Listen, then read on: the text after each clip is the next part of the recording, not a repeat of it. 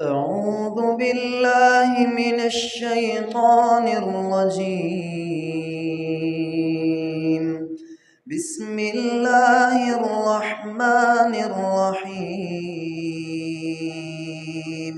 أما بعد فإن خير الحديث كتاب الله وخير الهدي هدي محمد صلى الله عليه وعلى آله وسلم وشر الأمور محدثاتها وكل محدثة بدعة وكل بدعة ضلالة۔ ہر قسم کی حمد و ثنا، تعریف، تسبیح، تقدیس اللہ رب العالمین کے لیے ہے، جو کل کائنات کا خالق، مالک اور مدبر ہے، اور پھر لاکھوں کروڑوں درود و سلام ہوں اس ہستی اقدس و مقدس پر کہ جن کا نام نامی، اسم گرامی محمد الرسول اللہ صلی اللہ علیہ وعلی آلہ وسلم ہے۔ اللہ تعالیٰ نے قرآن مجید کے اندر اپنے پیارے حبیب نبی مکرم جناب محمد کریم صلی اللہ علیہ وسلم کے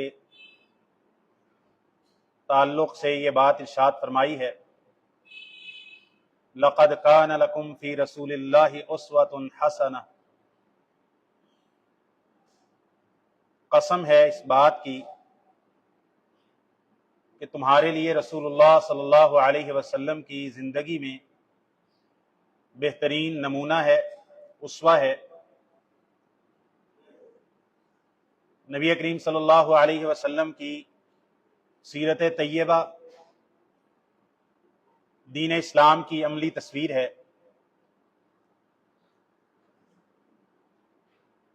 ہم نے ایک مدت سے سلسلہ وار سیرت النبی صلی اللہ علیہ وسلم کا تذکرہ خطبات جمعہ میں شروع کر رکھا تھا۔ اس سے پہلے 10 خطبات سلسلہ وار سیرت النبی صلی اللہ علیہ وسلم کے تعلق سے تمہیدی گفتگو کے طور پر، سیرت کے مقدمات کے طور پر ہم آپ کے سامنے پیش کر چکے ہیں۔ آج اس سیرت کے خطبات کا 11واں خطبہ ہے۔ اس سے پہلے ہم نے نبی کریم صلی اللہ علیہ وسلم کی سیرت کو پڑھنے، سیکھنے،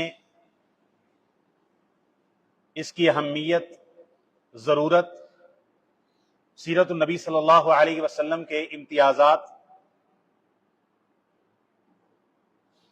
نبی کریم صلی اللہ علیہ وسلم کی بعثت سے پہلے زمانہ جاہلیت کے حالات و واقعات، ان کی معاشی، معاشرتی اور دینی بود و باش کے تعلق سے آپ کے سامنے کچھ باتیں رکھی تھی۔ پھر آپ صلی اللہ علیہ وسلم کی ولادت کا سال، واقعہ فیل، ابرہہ کے لشکر کا مکہ پر حملہ آور ہونا، اللہ تعالیٰ کا اپنے گھر کی حرمت کو پامال ہونے سے بچانا، اور اسی سال رسول اللہ صلی اللہ علیہ وسلم کی آفتاب نبوت کا عبد المطلب کے گھر میں طلوع ہونا، آپ صلی اللہ علیہ وسلم کی رضاعت کا سلسلہ، آپ صلی اللہ علیہ وسلم کی دودھ پلانی والی مائیں، اور آپ صلی اللہ علیہ وسلم کے رضائی رشتہ دار بھائی اور بہن، پھر آپ صلی اللہ علیہ وسلم کے حلیمہ سعدیہ کے قبیلے میں 2 سال کی مدت دودھ پینا، اور 4 سال کی مدت میں رسول اللہ صلی اللہ علیہ وسلم کے لیے شق صدر کا واقعہ پیش آنا کہ آپ صلی اللہ علیہ وسلم کو فرشتوں نے آ کر سینہ مبارک کو کھولا، دل کو نکالا اور اس کو ہر طرح کے وساوس سے پاک کر دیا۔ یہ ہمارا 10واں خطبہ تھا، واقعہ شق صدر اور آپ صلی اللہ علیہ وسلم کی نبوت کی علامت جو پیدائشی طور پر آپ صلی اللہ علیہ وسلم کے گردن کے نیچے بائیں کندھے کی جانب ایک گوشت کا ابھرا ہوا کبوتر کے انڈے کے برابر ایک گوشت کا حصہ تھا ابھرا ہوا، اس کو مہر نبوت کہتے ہیں، جس کا تذکرہ پہلی الہامی کتابوں کے اندر بھی ملتا ہے۔ یہ ہمارا 10واں خطبہ تھا، آج ہم اس سلسلے کو آگے چلاتے ہیں۔ جب نبی کریم صلی اللہ علیہ وسلم کے لیے بنو سعد کے اندر شق صدر کا واقعہ پیش آیا، آپ صلی اللہ علیہ وسلم کی رضائی ماں حلیمہ سعدیہ کے لیے اور ان کے والد رسول اللہ صلی اللہ علیہ وسلم کے رضائی والد، ان کے لیے یہ بڑی حیران کن بات تھی، پریشانی کی بات تھی۔ وہ اس بات سے خوفزدہ ہوئے، ڈر گئے کہ ہمارے پاس یہ عبد المطلب کی امانت ہے، آمنہ بنت وہب، سیدہ آمنہ بنت وہب کی امانت ہے، تو کہیں ان کو کوئی نقصان نہ پہنچا دے۔ تو وہ پھر رسول اللہ صلی اللہ علیہ وسلم کو لے کر حلیمہ سعدیہ، آپ کی والدہ ماجدہ سیدہ آمنہ بنت وہب کے پاس تشریف لائیں اور کہا کہ میں آپ کی امانت آپ کے سپرد کرتی ہوں۔ تو سیدہ آمنہ نے اس بات پر سوال کیا کہ پہلے تو جب دودھ کی مدت پوری ہوئی تھی تو آپ محمد صلی اللہ علیہ وسلم کو اپنے پاس مزید رکھنے کے لیے بڑی اصرار کر رہی تھی، تو بہرحال انہوں نے اپنی پریشانی کے تعلق سے نہیں بتایا، اصرار پر پھر اس حوالے سے بتایا۔ تو سیرت کی کتابوں میں ابن ہشام وغیرہ کے اندر تذکرہ آتا ہے کہ رسول اللہ صلی اللہ علیہ وسلم کی والدہ ماجدہ نے کہا اس پر پریشانی کی کوئی بات نہیں، یہ میرا بیٹا بڑی شان والا ہے، اس کا بڑا ایک مقام ہے، تو انشاءاللہ اس کو شیاطین یا کوئی بھی شر نقصان نہیں دے گا۔ بہرحال رسول اللہ صلی اللہ علیہ وسلم اپنی مشفق و مہربان والدہ سیدہ آمنہ بنت وہب کے پاس تشریف لے آئے، اور پھر قریباً 2 سال آپ صلی اللہ علیہ وسلم اپنی والدہ سیدہ آمنہ کے سایہ عاطفت میں رہے، یہاں تک کہ آپ صلی اللہ علیہ وسلم نے اپنی والدہ آمنہ کے ساتھ مدینہ، جو اس وقت اس کا نام یثرب تھا، اس کا سفر کیا۔ اس وقت آپ صلی اللہ علیہ وسلم کی عمر مبارک 6 سال تھی، اور آپ صلی اللہ علیہ وسلم سیدہ آمنہ اور اپنے والد ماجد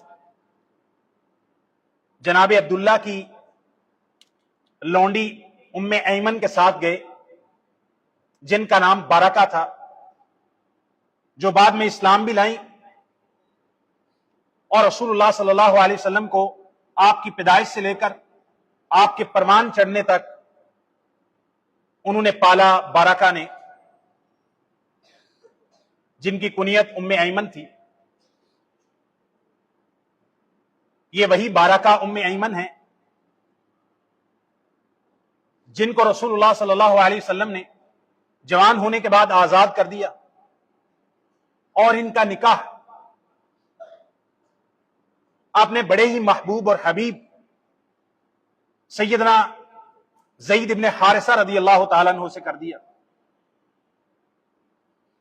اور ام ایمن اور زید ابن حارثہ کے نکاح کے نتیجے میں اسامہ ابن زید کی ولادت ہوئی۔ تو یہ اسامہ ابن زید کی والدہ ہیں۔ تو یہی ام ایمن اس سفر میں جو مکہ سے یثرب کی طرف رسول اللہ صلی اللہ علیہ وسلم نے اپنی والدہ کے ساتھ کیا، یہ 3 مسافر چلے، مدینہ طیبہ کے اندر رہے، جو اس وقت اس کا نام یثرب تھا۔ وہاں پر کیوں گئے تھے؟ آپ کو یاد ہوگا ہم نے رسول اللہ صلی اللہ علیہ وسلم کے اسرہ اور خاندان کا تذکرہ کرتے ہوئے یہ بات بتائی تھی کہ جناب ہاشم بن عبد مناف سفر کے لیے، تجارت کے لیے شام کی طرف نکلے اور یثرب کے اندر ٹھہرے، وہاں پر انہوں نے نکاح کیا، اور پھر وہ چلے گئے شام کی طرف، اور غزہ کے اندر ان کی وفات ہو گئی، اور ان کی بیوی پیچھے حاملہ تھی۔ انہوں نے ایک بچے کو جنم دیا جن کا نام شیبہ رکھا گیا۔ وہ شیبہ کو مطلب، جو کہ امام شافعی علیہ الرحمہ کے جد امجد لگتے ہیں، ہاشم کے بھائی، ان کو پتا چلا کہ میرے بھائی ہاشم شام کی طرف گزرتے ہوئے انہوں نے یثرب میں نکاح کیا تھا، اور وہاں پر میرا ایک یتیم بھتیجا ہے۔ تو مطلب سوار ہوئے، یہ تذکرہ ہم پہلے کر چکے ہیں، صرف واقعے کو مناسبت دینے کے لیے بیان کر رہے ہیں۔ تو مطلب آئے، ان کی والدہ سے بات کی، شیبہ کی والدہ سے، اور ان کو لے کر اپنے پیچھے سوار کر کے مکہ کی طرف لے کر گئے۔ تو یہ بڑے خوبرو لڑکے تھے شیبہ۔ تو قریش نے دیکھا تو انہوں نے کہا کہ مطلب یہ شام کی طرف، یثرب کی طرف گئے ہوئے تھے، تو شاید وہاں سے کوئی نیا غلام لے کر آئے ہیں۔ تو انہوں نے کہا کہ یہ مطلب کا غلام ہے، اس کا، قریش نے اس کو کہا عبد المطلب، جن کا نام شیبہ تھا، یہ رسول اللہ صلی اللہ علیہ وسلم کے دادا ہیں۔ تو جو یثرب والے تھے وہ رسول اللہ صلی اللہ علیہ وسلم کے دادا عبد المطلب کے ننیال لگتے تھے۔ تو اسی مناسبت سے رسول اللہ صلی اللہ علیہ وسلم کے خاندان کی یثرب والوں کے ساتھ یہ سسرالی رشتہ داری تھی کہ عبد المطلب کے والد ہاشم کا نکاح وہاں پر ہوا تھا، اور عبد المطلب کے ننیال یثرب مدینہ کے اندر تھے۔ تو سیدہ آمینہ اپنے بیٹے اور ام ایمن کو ساتھ لے کر عبد المطلب رسول اللہ صلی اللہ علیہ وسلم کے دادا کے ننیال میں گئی تھی۔ وہاں سے واپس لوٹی تو مکہ اور مدینہ کے درمیان ایک جگہ آتی ہے، اس کو ابوا کہتے ہیں۔ ابوا مقام پہ پہنچی تو سیدہ آمنہ بیمار ہو گئی، یا وہ پہلے سے بیمار تھی، بہرحال ان کا داغ مفارقت دینے کا وقت قریب آ گیا۔ رسول اللہ صلی اللہ علیہ وسلم 6 سال کی عمر ہے اور مسافر ہیں، پردیسی ہیں۔ تو وہاں پر ابوا کے مقام کے اوپر رسول اللہ صلی اللہ علیہ وسلم کی مشفق و مہربان والدہ سیدہ آمنہ بنت وہب کی وفات ہو گئی، اور سیدہ آمنہ نے اپنی وفات سے پہلے رسول اللہ صلی اللہ علیہ وسلم کو ام ایمن کے ہاتھ سونپ دیا کہ میرے اس بیٹے کا خیال رکھنا۔ یہ رسول اللہ صلی اللہ علیہ وسلم کے لیے مانوی اعتبار سے دوسری یتیمی تھی۔ آپ صلی اللہ علیہ وسلم کی پیدائش سے 3-4 مہینے پہلے ان کے والد عبداللہ فوت ہو گئے۔ آپ کی جب پیدائش ہوئی تو آپ صلی اللہ علیہ وسلم یتیمی کی حالت کے اندر اس دنیا کے اندر تشریف لائے۔ الم یجدک یتیما فآوی، حقیقی اعتبار سے یتیم اس کو کہتے ہیں کہ جس کا بلوغت سے پہلے والد فوت ہو جائے، حقیقی اعتبار سے۔ لیکن مانوی اعتبار سے، وسعت کے اعتبار سے، یہ آپ صلی اللہ علیہ وسلم کی بلوغت سے پہلے والدہ بھی فوت ہو گئی، تو مانوی اعتبار سے اس کو دوسری یتیمی سے تعبیر کیا جا سکتا ہے۔ یہ بھی آپ صلی اللہ علیہ وسلم پر اللہ تعالی کی طرف سے ایک مشیت طاری ہوئی۔ رسول اللہ صلی اللہ علیہ وسلم اپنی والدہ کی خبر پر زیارت کے لیے گئے۔ صحیح مسلم کی حدیث ہے، رسول اللہ صلی اللہ علیہ وسلم کے بارے میں سیدنا ابو ہریرہ رضی اللہ تعالیٰ عنہ فرماتے ہیں، کان النبی صلی اللہ علیہ وسلم یزور قبر امی، آپ صلی اللہ علیہ وسلم اپنی والدہ ماجدہ سیدہ آمنہ بنت وہب کی قبر کی زیارت کے لیے گئے۔ فبکا، آپ صلی اللہ علیہ وسلم کی آنکھیں بھر آئیں، رنجیدہ ہوئے، اور آپ صلی اللہ علیہ وسلم رو دیے۔ فابکا من حولہ، یہ صحیح مسلم کی حدیث ہے، اور آپ صلی اللہ علیہ وسلم کے ارد گرد جو آپ کے صحابہ تھے وہ بھی آپ صلی اللہ علیہ وسلم کے اس حزن، اس غم، اپنی ماں، اپنی والدہ پر شفقت کو دے کر صحابہ بھی رونے لگ گئے۔ تو یہ واقعہ ملتا ہے صحیح مسلم اور مسند احمد کے اندر موجود ہے۔ پھر نبی کریم صلی اللہ علیہ وسلم کی زندگی کا ایک اگلا مرحلہ کہ آپ صلی اللہ علیہ وسلم اپنے دادا جناب عبد المطلب کی کفالت کے اندر آ گئے۔ عبد المطلب 2 سال رسول اللہ صلی اللہ علیہ وسلم کے کفیل رہے،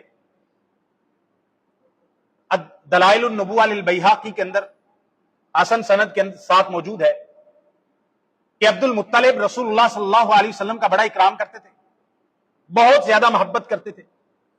یہ محبت ایک فطری چیز ہے۔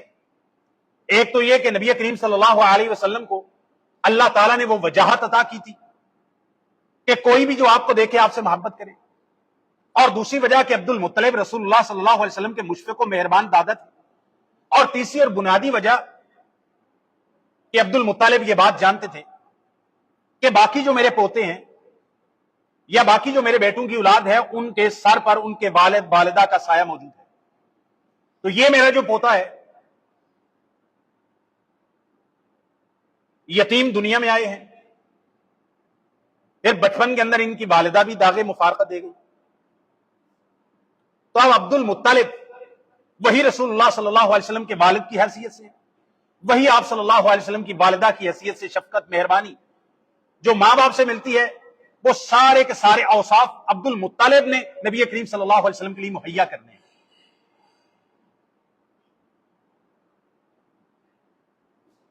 ابن ہشام زاد المعاد وغیرہ کے اندر یہ لکھا ہے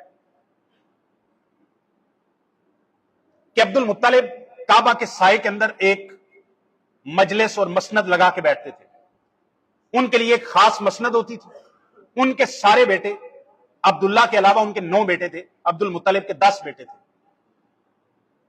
تو عبد المطلب کی شان، ان کے مقام، ان کے جلال اجلال کی وجہ سے کوئی ان کی مسند پر نہیں بیٹھتا تھا، لیکن عبد المطلب نبی کریم صلی اللہ علیہ وسلم اپنے اس پوتے کا اتنا احترام کرتے، اتنا مقام دیتے، اتنی محبت کرتے کہ عبد المطلب کی جس مسند پر کعبہ کے سائے میں اور کوئی ان کے بیٹوں میں سے بھی بیٹھ سکتا تھا، رسول اللہ صلی اللہ علیہ وسلم کو عبد المطلب اپنی اس نشست پر ساتھ بٹھاتے، اور کبھی یہ نبی کریم صلی اللہ علیہ وسلم خود سے بیٹھ جاتے تو بعض اوقات چچا منع کرتے اپنے والد عبد المطلب کی شان وقار کی وجہ سے، تو عبد المطلب ان کو روکتے کہ نہیں، محمد بن عبداللہ یہ میرا پوتا، یہ میری اس نشست پر بیٹھ سکتا ہے۔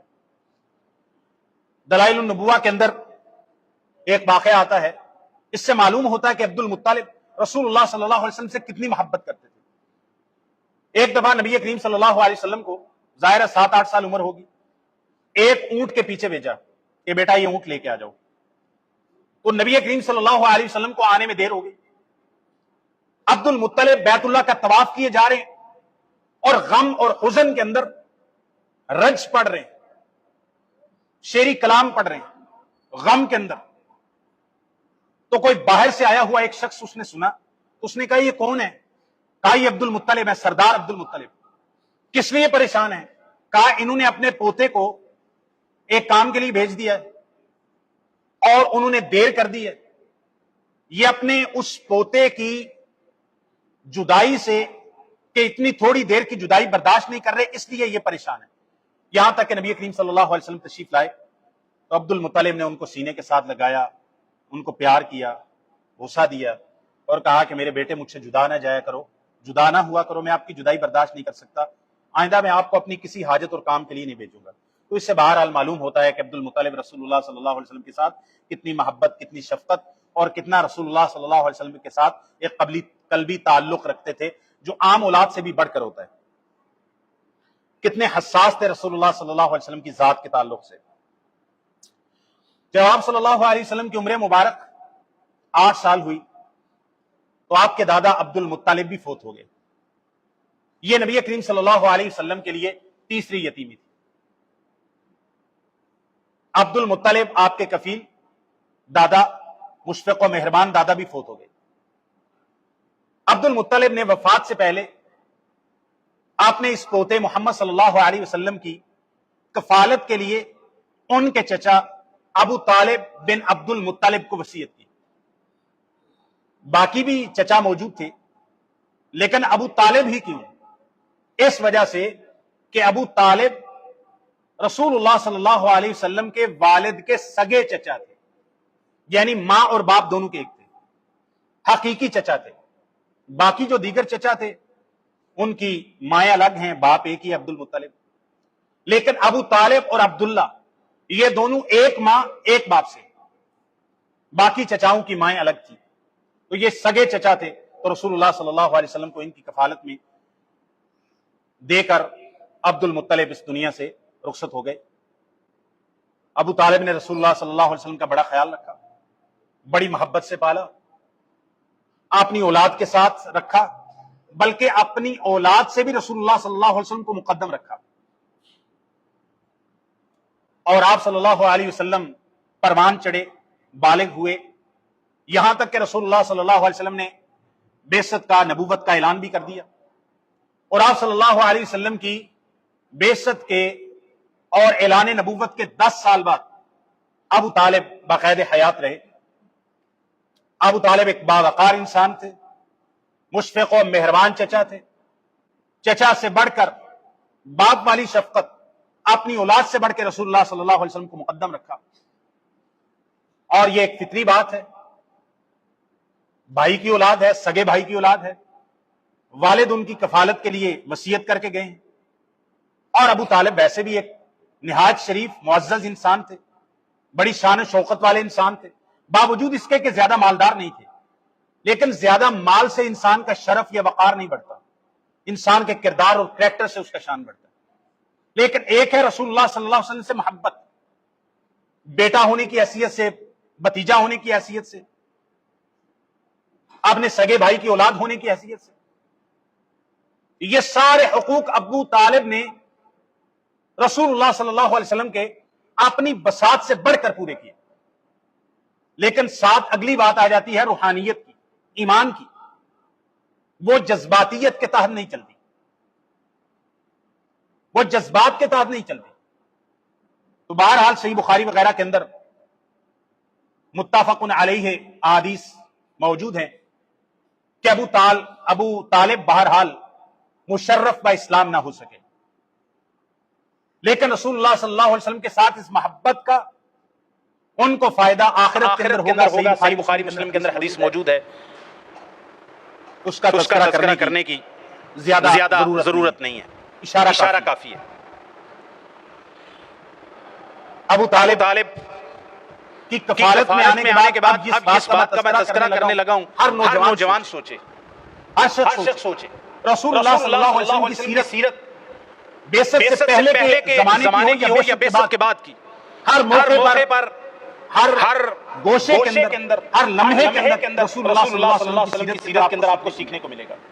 اب یہ جو میں بات بتانے لگا ہوں، رسول اللہ صلی اللہ علیہ وسلم کے مہربان چچا ہیں، آپ کو معاش کے لیے تکلیف نہیں دیتے کہ محمد صلی اللہ علیہ وسلم جوان ہو گئے، بالغ ہو گئے ہیں، شباب ہیں، تو اپنی معاش کا انتظام خود کریں نہیں، لیکن نبی کریم صلی اللہ علیہ وسلم کا استغنا، آپ صلی اللہ علیہ وسلم کی خودداری، آپ صلی اللہ علیہ وسلم کا کسی پہ بوجھ نہ بننا، آپ صلی اللہ علیہ وسلم کا خود کفیلی کو اختیار کرنا، نبی کریم صلی اللہ علیہ وسلم جوانی، لڑکپن، جب آپ صلی اللہ علیہ وسلم لڑکپن جوانی کے اندر پہنچے تو آپ صلی اللہ علیہ وسلم نے اپنی معاش کے لیے بکریاں چرائیں۔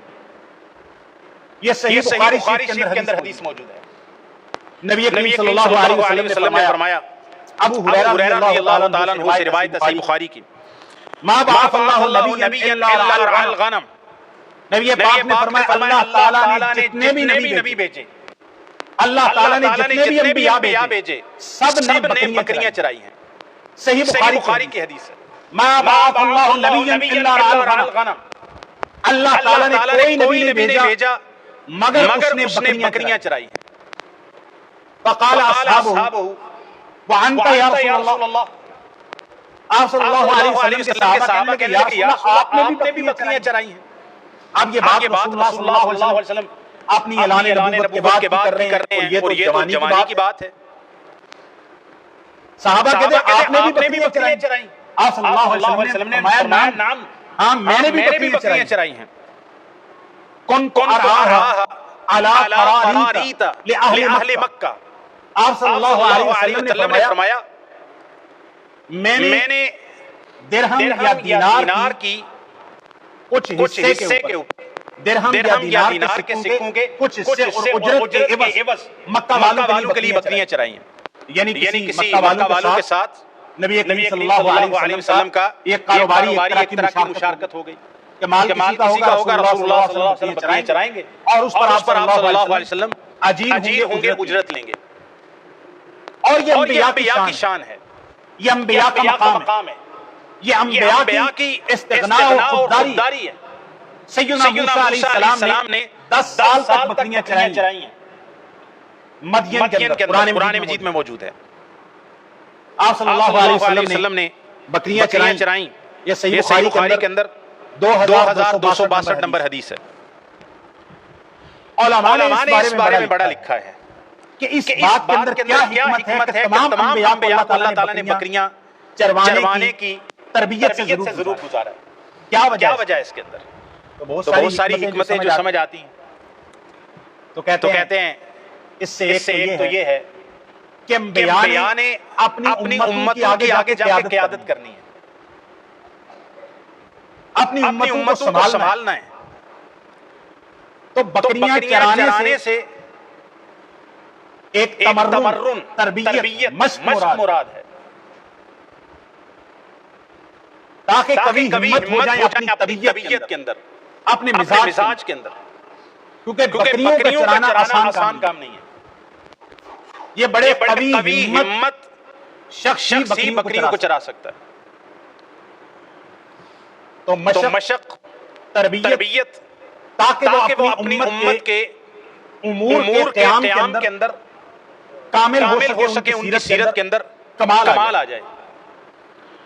دوسری حکمت یہ بیان کرتے ہیں بکریاں چرانے سے انسان کے اندر شفقت، مہربانی اور نرمی آتی ہے. بکریاں چرانے سے شفقت، مہربانی اور نرمی آتی ہے. اور یہ بات تو رسول اللہ صلی اللہ علیہ وسلم کی صحیح بخاری کی حدیث سے ثابت ہے. آپ صلی اللہ علیہ وسلم نے فرمایا سختی، کبر، تکبر، سختی، درستی اونٹوں کے چرواہوں کے اندر ہوتی ہے، اور نرمی، شفقت، مہربانی بکریوں کے چرواہوں کے اندر ہوتی ہے. یہ صحیح بخاری کی حدیث ہے. صبر پر تربیت، کہ بکریاں باوجود چھوٹا جانور ہونے کے یہ ایک جگہ پہ ٹک کے نہیں رہ سکتے. ہر وقت ان کے اوپر آپ کو خیال رکھنا پڑے گا. دو ادھر کو نکل گئی، چار ادھر کو نکل گئی، 5 ادھر کو نکل گئی. آپ کو ہر وقت ان کے اوپر نگران بن کے رہنا پڑتا ہے. اور پھر جو بکریاں ادھر ادھر گھومتی ہیں، تنگ کرتی ہیں، اور اس کے اوپر انسان کو بڑا صبر اور تحمل اور برداشت والا ہونا چاہیے. تو بکریوں کو چروانے سے تحمل، برداشت آتا ہے، صبر آتا ہے. اور بکریوں سے زیادہ عذاب، تکلیف انبیاء کو دعوت کے میدان میں اپنی امت کے معاندین، مخالفین، دعوت کے مخالفین کے سامنے زیادہ عذاب اٹھانی پڑتی ہے، زیادہ تکلیف برداشت کرنی پڑتی ہے. انبیاء کو تانے سننے پڑے ہیں، طرح طرح کے القابات سے نوازا گیا، جسمانی تکلیف دی گئی ہے، ذہنی تکلیف دی گئی ہے، گھر والوں کو تکلیف دی گئی ہے، ہجرتیں کرنے پہ مجبور ہوئے ہیں، پتھر مارے گئے، برا بھلا کہا گیا. تو بکریوں کو چرانے سے تحمل اور برداشت اور صبر پیدا ہوتا ہے. تو اس سے پھر کل کو امتوں کی جب دعوت دیں گے، دعوت کے میدان کے اندر جو تکالیف آئیں گی، وہ بکریوں کی تربیت کر کے ان کو سنبھال کے انسان کے اندر ایک حوصلہ پیدا ہو جاتا ہے. دوسرا، بکری ایک کمزور جانور ہے. اس کو بھیڑیے سے بھی ڈر بچانا ہے، چور اور ڈاکو سے بھی بچانا ہے. تو ان کی حفاظت اور نگرانی اور ان کا تحفظ کرنا یہ بھی بکریوں چرواہوں کے اندر. اور انبیاء نے جہاد اور قتال کے میدان کے اندر صرف زبانی دعوت کا کام نہیں کرنا ہوتا، بلکہ جہاد اور قتال کے میدان کے اندر اپنے ساتھی مومنین کا تحفظ بھی کرنا ہوتا ہے، اور قائد بن کے جذبات کے اندر کھڑا ہونا ہوتا ہے. تو اس طرح بکریوں کو چروانے سے ان کے اندر جیسے بکریوں کا دفاع کرتے ہیں بیڑیوں سے، جنگلی جانوروں سے، چوروں سے، اور جو ان کے دشمن ہیں، اس سے ان کے اندر یہ بھی مشق اور تربیت پیدا ہوتی ہے. بکریاں کمزور جانور ہے، تنگ کرے گی. آپ اس کو زیادہ سختی کے ساتھ مار نہیں سکتے، ورنہ اس کی بکری کو ڈنڈا مارے ٹانگ توڑ دیں گے. صبر آئے گا. اسی طرح امت کے اندر کمزور لوگ بھی ہوتے ہیں، مختلف طبائع ہوتی ہیں لوگوں کی. اس طرح بکریوں کو چرانے سے وہ کمزوروں کے ساتھ اپنی امت کے کمزوروں کے ساتھ انسان کو محبت اور شفقت پیدا ہوتی ہے.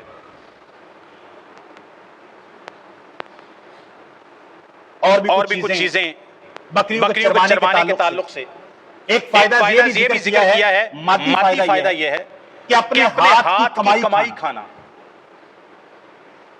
کسی کے سامنے دست نگر نہیں ہونا، اپنے ہاتھ کی کمائی، اپنی محنت کی کمائی کھانا. یہ انبیاء کو اللہ تعالیٰ نے جو بکریاں چرانے کا جو ایک کام سپرد کیا، اس سے یہ ہے کہ اپنے ہاتھ کی کمائی کھانا، محنت کی کمائی کھانا. اور اس کے بارے میں صحیح بخاری شریف کے اندر حدیث موجود ہے. رسول اللہ صلی اللہ علیہ وسلم نے فرمایا ما اکل احد طعاما قط خیرا من ان یاکل من عمل یده وکان نبی اللہ داؤد کان یاکل من عمل یده. صحیح بخاری شریف کے اندر 2072 نمبر حدیث ہے.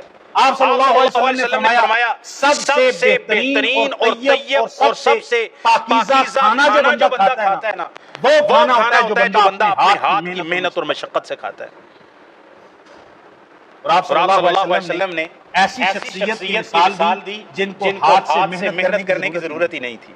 آپ صلی اللہ علیہ وسلم نے فرمایا اللہ کے نبی داؤد علیہ السلام اپنے ہاتھ کی محنت کی کمائی کھایا کرتے تھے. داؤد علیہ السلام کا ذکر کیوں؟ باقی انبیاء بھی اپنے ہاتھ کی کمائی کھاتے تھے. باقی انبیاء بھی تو استغنا اور خودداری کے ساتھ کھاتے تھے. داؤد علیہ السلام کا تذکرہ یہ ہے کہ اللہ تعالیٰ نے قرآن مجید میں داؤد علیہ السلام کو خلیفہ قرار دیا ہے. داؤد علیہ السلام نبی ہونے کے ساتھ ساتھ عظیم الشان بادشاہ تھے، ایک سلطنت کے بادشاہ تھے. داؤد علیہ السلام کے سامنے کنیزیں، غلام، نوکر چاکر اور پوری دنیا ان کے سامنے نعمتیں بچھی ہوئی تھی اپنی سلطنت کی. داؤد علیہ السلام کو تو ہاتھ سے محنت کرنے کی ضرورت نہیں بادشاہوں کو پڑتی. تو داؤد علیہ السلام کا اس لیے تذکرہ خاص طور پر کیا کہ داؤد علیہ السلام خلیفہ ہونے، بادشاہ ہونے اور ایک سلطنت کا حکمران ہونے کے باوجود جن کو اپنے ہاتھ سے محنت کرنے کی ضرورت نہیں ہے، ان کے پاس ناز و نعم ہر طرح کی نعمتیں دنیا کی وافر موجود ہیں، پھر بھی بادشاہ ہونے کے باوجود داؤد علیہ السلام اپنے ہاتھ سے محنت کرتے تھے. اللہ تعالیٰ نے لوہا ان کے لیے نرم کر دیا تھا. لوہے کی تلواریں بناتے، زریں بناتے اور اپنے ہاتھ سے محنت کرتے اور اپنے ہاتھ کی محنت کی کمائی کھاتے بادشاہ ہونے کے باوجود. یہ بڑی غیر معمولی مثال ہے. دنیا میں شاید کوئی بادشاہ ہو جو اپنے ہاتھ سے محنت کر کے مزدوری کر کے کھاتا ہو. یہ داؤد علیہ السلام کی مثال اس طریقے کی. تو بکری کو چروانے سے اپنے ہاتھ کی محنت رسول اللہ صلی اللہ علیہ وسلم کی ثابت ہوتی ہے. اس سے ایک بات یہ بھی ثابت ہوتی ہے کہ کمائی کرنا، محنت کرنا یہ توکل کے خلاف نہیں ہے، بلکہ یہ عین توکل کے اسباب میں سے. جامع ترمذی کی ایک حدیث رسول اللہ صلی اللہ علیہ وسلم نے فرمایا لو توکلتم علی اللہ حق توکلہ لرزقکم کما یرزق الطیر تغدو خماسا وتروح بطانا. آپ نے فرمایا اگر تم اللہ تعالیٰ پر رزق کے معاملے میں ایسے توکل کرو، بھروسہ کرو جیسے پرندے اللہ تعالیٰ پر توکل کرتے ہیں. پرندے جب صبح کو اپنے گھونسلوں کو چھوڑتے ہیں وہ خالی پیٹ ہوتے ہیں، ان کے پوٹے خالی ہوتے ہیں. اور جب وہ شام کو اپنے گھونسلوں پہ واپس لوٹتے ہیں، اللہ پہ توکل کر کے صبح کو نکلتے ہیں. جب شام کو واپس لوٹتے ہیں اللہ تعالیٰ ان کو بھوکا نہیں لاتا، ان کے پوٹے شام کو بھرے ہوتے ہیں. اس سے کیا بات معلوم ہوتی ہے کہ پرندوں کا رزق کے معاملے میں اللہ پر کامل توکل ہے. کوئی دکان، کوئی معاش، کوئی تجارت، کوئی کاروبار، کوئی نوکری نہیں ہے پرندوں کی لگی ہوئی، نہ کہیں ان کی کوئی دعوت کسی نے بنائی ہوئی ہے. صرف اللہ پہ توکل کر کے اپنے گھونسلے چھوڑتے ہیں. اس سے یہ بات معلوم ہوتی ہے کہ وہ گھونسلے میں بیٹھ کے توکل نہیں کرتے، بلکہ گھونسلہ چھوڑتے ہیں، محنت کرتے ہیں، اڑتے ہیں، ایک جگہ سے دوسری جگہ جاتے ہیں. تو توکل اللہ تعالیٰ پر، رزق کے معاملے میں توکل اللہ تعالیٰ پر. رزق کا مالک، رازق، رزاق اللہ تعالیٰ ہے، واللہ خیر الرازقین. لیکن اس کی محنت، کوشش، گھر سے نکلا، دکان لگانا، دکان سجانا اور اپنے کام کاج، اپنی نوکری، جاب تلاش کے اندر نکلنا، یہ بندے کا کام ہے. اور رزق کتنا عطا کرنا ہے، اس میں برکت کتنی دینی ہے، اللہ تعالیٰ، اللہ رب العالمین کا کام ہے. وہ یہ سیرت کے کچھ ابواب رسول اللہ صلی اللہ علیہ وسلم کی سیرت کے تعلق سے آگے حلف الفضول کا تذکرہ ہے، اور اس طرح حرب الفجار کا تذکرہ ہے. اور دیگر کچھ چیزیں رسول اللہ صلی اللہ علیہ وسلم کی سیرت کے تعلق سے اب یہ سلسلہ اس طرح چلتا رہے گا. اللہ تعالی ہمیں سیرت النبی صلی اللہ علیہ وسلم کو پڑھنے، سمجھنے اور اس میں غور و فکر کرنے اور اپنی زندگی کو رسول اللہ صلی اللہ علیہ وسلم کی سیرت کے آئینے میں ڈالنے کی اللہ تعالی توفیق عطا فرمائے. وما توفیق الا باللہ. أعوذ بالله من الشيطان الرجيم. بسم الله الرحمن الرحيم.